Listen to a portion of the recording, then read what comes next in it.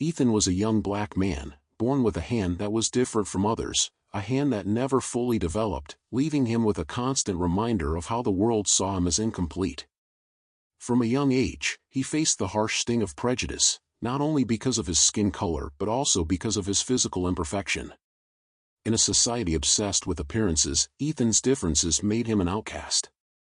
Every glance, every whisper, and every cold shoulder reinforced the belief that he didn't belong. Despite possessing a sharp intellect and a burning passion for journalism, he found doors closed to him at every turn.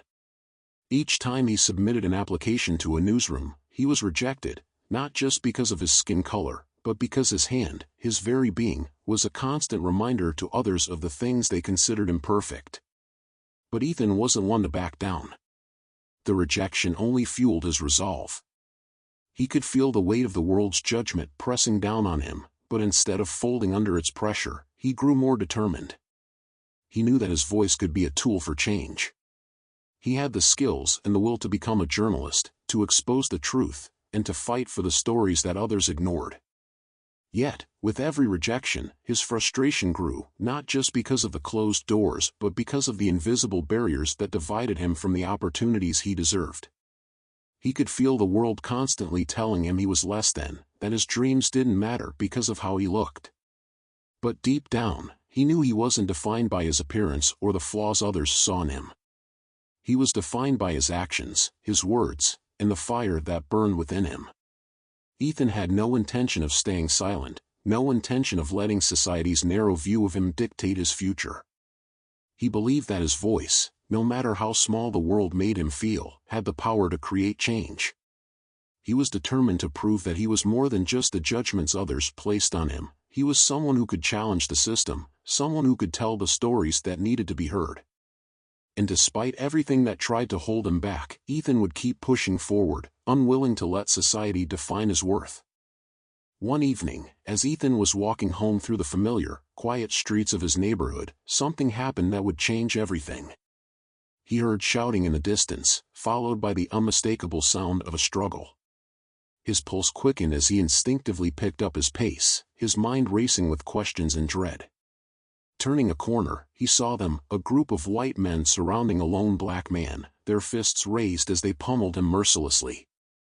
The words they spat were drenched in hate, racial slurs that cut through the night air like daggers. Ethan's stomach dropped, his breath caught in his chest. For a moment, he stood frozen, the sight of the brutality stunning him into disbelief. But then, a rush of anger surged through him, overpowering the fear that had paralyzed him. The man on the ground, beaten and bloodied, looked up at him, his eyes pleading for help. That was all Ethan needed to snap into action. He fumbled with his phone, hands shaking from a mixture of adrenaline and fear. As he began recording, his heart hammered in his chest, each thump loud in his ears. He could hear the attackers yelling at him, telling him to get out of there, but he refused to stop.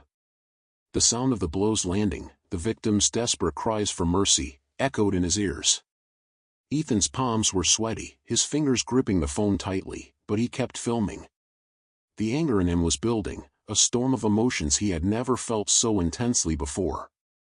His own fear was eclipsed by the overwhelming need to capture the truth, to make sure this brutality wasn't hidden away, ignored by a system that had been complicit in these injustices for far too long. When the attackers finally scattered, leaving the victim motionless on the ground, Ethan hesitated only a moment before rushing to call the police. His voice was shaky as he described the assault, his words spilling out in a rush of panic and frustration. But when the officers arrived, their indifference was almost more painful than the assault itself. They barely looked at the victim, shrugging it off as just another gang-related incident. They didn't take statements, didn't seem to care about the racial motivations behind the attack. Their attitude was dismissive, as if this was just another day in a long line of unimportant events. Ethan's blood boiled. He could feel the weight of the injustice pressing down on him. How could they ignore this? How could they turn a blind eye to the violence, to the hatred that was so clearly on display? His hands trembled as he walked away from the scene, but there was a fire inside him now, a fire that refused to be extinguished. He couldn't let this go. He couldn't be passive, couldn't stay silent like so many others who had simply accepted the status quo. The apathy of the police, the lack of accountability, it was all too much to bear. That night, Ethan sat at his desk, unable to sleep. His mind raced as he replayed the events over and over. He knew the risks of what he was about to do, but in that moment, he didn't care. He had to speak out. The system had failed that man, had failed so many like him, and Ethan refused to be complicit in that failure.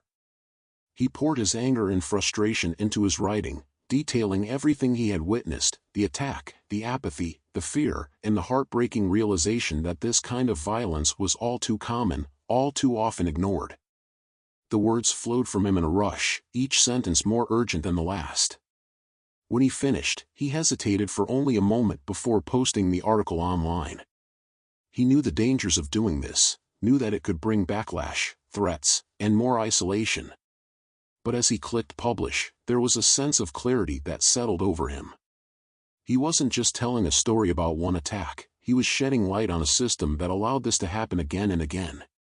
He was giving a voice to those who had been silenced by fear and oppression. Ethan felt a mixture of dread and determination in his chest. He had opened a door he couldn't close, and there was no going back. But for the first time in a long time, he felt like he was doing something that mattered, something that could actually make a difference. The fear still lingered, but it was now tempered by the knowledge that he wasn't going to stay silent anymore. He had a voice, and he was going to use it. The following morning, Ethan woke up to an avalanche of notifications. His article had exploded online, rapidly gaining traction as people across the country shared it, commenting with outrage, and calling for justice. The sense of empowerment he felt at first soon began to fade as the hours dragged on. His phone buzzed constantly, the screen lighting up with message after message. At first, the responses were supportive, people thanking him for his bravery, offering their own stories of discrimination, and expressing their solidarity. It felt validating, as if the world was finally waking up to the truth that he had been screaming for so long. But as the day went on, a darker side of this newfound attention began to show itself. The threats came pouring in next. Anonymous messages flooded his inbox, some from strangers, others from people he had once considered allies. Some were harsh, others more sinister. "You're going to regret this," one read. "You have no idea who you're messing with," another one warned. The messages grew more direct as the day wore on, some with vague but chilling threats about what would happen if he didn't take down the post. But it wasn't just the anonymous messages that unnerved him. It was the ones from people he knew. Former classmates, friends, even family members reached out, urging him to back off. "This isn't your fight, Ethan. You're stirring up trouble for nothing," his cousin texted. "You're just making things worse," a colleague wrote. And then, the worst of all, "You don't want to be known for this. Take the post down, or we'll make sure you regret it." The weight of their words sank in, pressing down on him. Each notification, each new message, felt like a punch in the gut. Was this what he had wanted? To be hated? To risk everything for a story? The fear gnawed at him, making it hard to breathe. His heart raced with every new message, every phone call. He could feel his resolve starting to crack. What had he done? The fear was overwhelming, and for the first time, he found himself doubting his own decision. The people he loved were telling him to stop. The threats were real. How far were they willing to go to silence him? His phone rang. Ethan's stomach twisted as he saw the number on the screen, an unknown number, one he hadn't seen before. With shaking hands, he answered, holding his breath, unsure of what to expect. The voice on the other end was calm, too calm. "You've made a mistake," the voice said, smooth and chilling. "You think you're some kind of hero, don't you? You've opened a door you can't close. This isn't your fight. Leave it alone, and maybe we'll forget about you. Keep pushing, and we'll make sure you understand the consequences." The call ended abruptly, the line going dead in his ear. Ethan stood there for a moment, staring at his phone in shock, his breath shallow. The words echoed in his mind, the coldness of the voice sinking deep into his chest. Fear curled around him like a suffocating fog. What had he gotten himself into? Was he really ready for this? His heart thudded painfully in his chest as his hands began to shake. He felt small, insignificant, a tiny voice in a world so much bigger than him. The weight of it all felt unbearable, and for a moment, he thought about deleting the post, taking it all back. But then, something shifted inside him. He thought of the man lying on the ground, broken and bruised, left behind by the very system that was supposed to protect him. He thought of the countless other victims who had suffered in silence, their pain ignored by the authorities, their voices drowned out by the same systems that had kept him quiet for so long. Ethan closed his eyes and took a deep breath. He had made his choice. This wasn't just about the article anymore. It was about everything he had felt, everything he had lived through. It was about the hate, the ignorance, and the refusal to see people for who they truly were. It was about the injustice that had festered for so long, and about finally having the courage to speak out against it. He could feel the weight of his decision, the pressure of the threats, the fear that threatened to undo him. But beneath it all, there was something stronger. A quiet defiance, a burning determination to keep moving forward, no matter the cost. With a steadying breath, Ethan put his phone down and stood tall, the uncertainty still gnawing at him but no longer controlling him. He wasn't afraid anymore. Not like this. He was doing what was right, and that meant more than any threat, any message, or any fear. It was time to stop doubting himself. Ethan wasn't just fighting for one story. He was fighting for truth, for the voices that had been silenced for too long, and for the change that needed to come. And as the weight of the threats continued to press in on him, he held on to that thought: no one could silence him, not anymore. Days passed, and the storm of backlash against Ethan only grew more intense, relentless in its pursuit. His inbox had become a toxic wellspring of hatred. Each new message that popped up on his screen felt like another punch in the gut, each one more vicious than the last. At first, it had been mostly anonymous threats, harmless, maybe, in some ways. But then, the faces he had once known, colleagues and friends, began to turn. They sent messages telling him to stop causing trouble, warning him that he was jeopardizing his career and social standing. Some were even more direct, using words that made it clear they believed he was threatening their way of life. "You don't know what you've done," one message read. "You're putting yourself on the wrong side of history." Others were more blunt: "You better take down the post or face the consequences." They were no longer just empty words, they were personal. With each passing day, the weight of it all began to crush him. Ethan had expected backlash, sure, but he hadn't prepared for the isolation it would bring. Everywhere he went, it felt like he was walking with a target on his back. People avoided his gaze, colleagues whispered as he passed by, and friends who had once stood by him now kept their distance. The constant buzz of his phone, the constant need to defend himself, wore him down. It was like he was being erased, piece by piece. The loneliness crept in, deep and suffocating. The fear became more than just a feeling, it was a living, breathing presence that never left him, even when he was alone. He had never felt so isolated in his life. Yet, somewhere in the depths of his despair, a quiet defiance began to stir within him. The fear was still there, gnawing at the edges of his mind, threatening to swallow him whole. But it no longer had the same power over him. He would not let it. He couldn't. Ethan knew, deep in his bones, that he had made the right choice, even if it had cost him. Even if it meant he had to face the wrath of the world, he would not back down. The messages of hate that filled his inbox were louder than ever, but they were not the only voices he heard. Among the threats, there were also voices of support. People who were thanking him for speaking out, for bringing attention to the truth that so many had ignored for so long. Strangers who shared their own painful experiences of racism and inequality, who expressed their gratitude for him using his platform to give a voice to the voiceless. It was these messages, these words of encouragement, that slowly started to mend the cracks in his resolve. The fight, as difficult as it was not his alone. It was bigger than him now. It was about something far more important than his own comfort or safety. He thought of the man he had seen being beaten on the street, the pain in his eyes as he lay on the ground, broken and discarded. Ethan could still hear the cries of helplessness in his mind. The man was no different from the countless others who had suffered under the weight of racism, injustice, and apathy. They were all fighting for the same thing: to be seen, to be heard, and to have their pain acknowledged. And Ethan, for the first time in his life, realized that he could be part of that fight. But then, late one night, the darkness closed in again. Ethan's phone buzzed with a new message, one that made his blood run cold. "We're coming for you. Stop this now, or you'll regret it." His heart skipped a beat. The message was simple, but it felt like a threat of something far worse than just words. It was a warning, one he couldn't ignore. The fear crept back into his chest, cold and suffocating.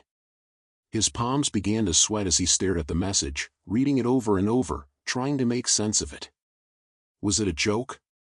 Or were they serious? Were they really coming for him? The question echoed in his mind like a drumbeat, pounding louder and louder until it filled his head.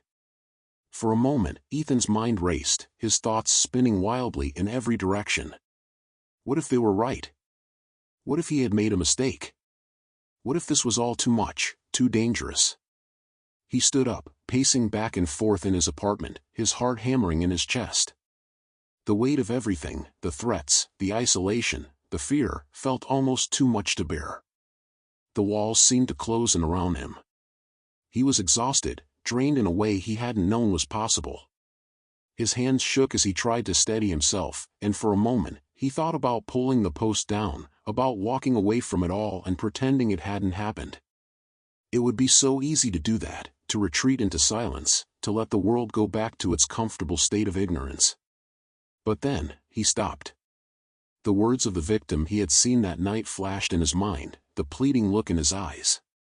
He remembered the stories people had shared with him, the voices that had spoken out in support. These were the voices that mattered. These were the voices that would never be silenced. Ethan's breath caught in his throat as he realized something important.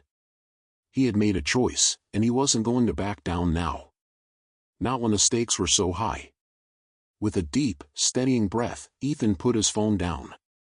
His heart was still racing, his hands still trembling, but something inside him had shifted. He couldn't go back. He couldn't let fear control him any longer. This fight was bigger than him, bigger than the threats or the isolation. This was about truth. This was about justice. This was about creating a world where no one else had to suffer in silence. Ethan wasn't just fighting for himself anymore. He was fighting for everyone who had ever been silenced, for every voice that had been crushed beneath the weight of systemic oppression. And as he sat back down at his desk, his fingers already moving over the keyboard, he knew one thing for sure: he wasn't going to stop. Not now. Not ever.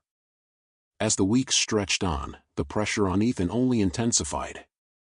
It seemed like every moment of his life was consumed by the noise, the constant barrage of hate messages, the whispers behind his back, and the overwhelming sense that he was walking a tightrope, constantly on the edge of falling. His inbox was a never-ending flood of messages. Some were vicious, threatening his safety and career; others were dismissive, telling him to stop stirring up trouble, and a few, a small handful, offered support, reassuring him that his voice mattered. It was these rare messages of solidarity that kept him going when the weight of the world seemed too much to bear. But they were few, and the threats were loud, and they weighed heavily on him. Every day, Ethan found himself waking up with a pit in his stomach, dreading the incoming onslaught of emails and texts. His phone never stopped buzzing, and the fear he had felt when the first wave of messages started pouring in was now a constant companion. At first, he had been filled with a sense of righteousness, convinced that he was doing the right thing, but as time wore on, the isolation set in. The people he had once been close to seemed to withdraw, their silence louder than the angry words of his critics. Even his friends, the ones who had always been supportive, seemed to shy away from him, as if his fight was one that was too dangerous, too controversial to be associated with. He felt as though he had been cast adrift, stranded on an island of his own making, with no way to reach anyone on the shore. There were days when the weight of it all felt unbearable. Ethan found himself pacing his small apartment at night, his thoughts racing, his heart pounding in his chest. He had never imagined that speaking out would cost him so much: his sense of safety, his peace of mind, and, it seemed, his place in the world. The constant barrage of threats, both anonymous and from people he knew, left him questioning whether the fight was worth it. There were nights when the fear gnawed at him, making it hard to breathe, wondering if he was putting his life at risk, wondering if this was how it felt to be completely alone in the fight for something bigger than oneself. But then, amid the uncertainty and the fear, there were moments when the weight of the fight felt lighter. They were fleeting moments, brief flashes of clarity, when Ethan realized that despite everything, the threats, the isolation, the doubt, he was doing something that mattered. He thought back to the reason he had written the article in the first place. It wasn't just for him. It was for the victims of injustice, for the voices that had been silenced for too long. As the days passed, the threats kept coming, but they no longer held the same power over him. The fear was still there, lurking in the corners of his mind, but now it was more like a distant echo, no longer the suffocating force it once was. He had found something more powerful than fear: purpose. Then, one afternoon, when Ethan was at his favorite cafe, trying to focus on a new project, he received a message that stopped him in his tracks. It was from a woman he didn't know, her name unfamiliar. As he read her words, his breath caught in his throat. The message was short but simple: "You don't know me, but your post saved my son." He was on the verge of giving up, thinking that no one cared. Your words gave him hope. The weight of the message hit Ethan like a wave, and for the first time in weeks, tears pricked at the back of his eyes. In that moment, all the threats, the isolation, the fear, and the doubt seemed to vanish. It was as though the universe had given him a sign, a small but powerful reminder that what he was doing mattered. His words had made a difference. They had reached someone, saved someone. And that, in the end, was why he had kept going. The feeling lingered long after he put his phone down. He was no longer just a writer caught in the crossfire of a heated debate. He was part of something much bigger, something that had the potential to change the world. The threats still came, and the fear still crept in, but they no longer defined him. Every day, as the fight continued, Ethan felt more certain of his place in it. He thought of all the people who had written to him, sharing their own stories of discrimination, of suffering, of being ignored. Their voices, once drowned out by the weight of society's indifference, were now coming together, forming a chorus that couldn't be silenced. With each passing day, Ethan grew more determined to keep pushing forward. It wasn't easy. It wasn't without fear. But the knowledge that his words had made a difference, that they had sparked something in others, kept him going. His journey was far from over, and the road ahead was still uncertain, but now he was no longer afraid of the challenges he faced. Because, in the end, the fight wasn't just about him. It was about everyone who had been left behind, everyone who had been told their voice didn't matter. And Ethan knew now, without a doubt, that his voice would never be silenced again.